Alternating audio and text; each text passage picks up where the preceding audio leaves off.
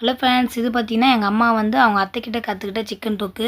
3 item தான் மெயினாக தேவை பாருங்க. இஞ்சி, பூண்டு, பச்சை மிளகா. இது வந்து உங்கள் காரத்துக்கு ஏற்ற மாதிரி போட்டுக்கோங்க.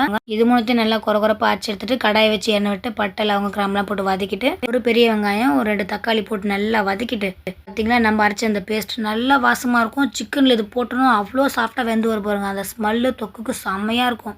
இப்போ சிக்கன் சேர்த்து நல்லா பரட்டி விட்டு ஒரு 2 மினிட்ஸ் கழிச்சு நல்லா ஒரு கைப்பிடி அளவுக்கு அந்த மசாலா அந்த இஞ்சி பூண்டுலாம் வச்சு பார்த்தீங்களா அதை போட்டு நல்லா கிண்டி விடுங்க. அப்போ ஒரு வாசம் வரும் பாருங்கள்.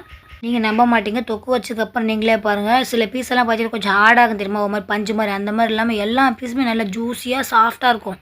இப்போ வந்து மஞ்சள் பொடி எங்களுக்கு காரத்துக்கு தப்பில் 2 ஸ்பூன் நல்ல மிளகா பொடி நல்லா நறுக்குன்னு உப்பு போட்டு கிண்டி விட்டு தண்ணி வந்து இதில் ரொம்ப இம்பார்ட்டன்ட் பாருங்கள். சும்மா அப்படியே தெளிச்சு விட்டால் போதும். இல்லாட்டி ஒரு 1/4 டம்ளர் வச்சு இப்படி ஒரு பெரட்டு அப்படி ஒரு பெரட்டு. ஃபஸ்ட்டு ஒரு 2 மினிட்ஸ் நல்லா ஹை ஃப்ளேமில் வச்சு வேக வச்சு அப்புறம் ஒரு 2 மினிட்ஸ் லோ ஃப்ளேமில்.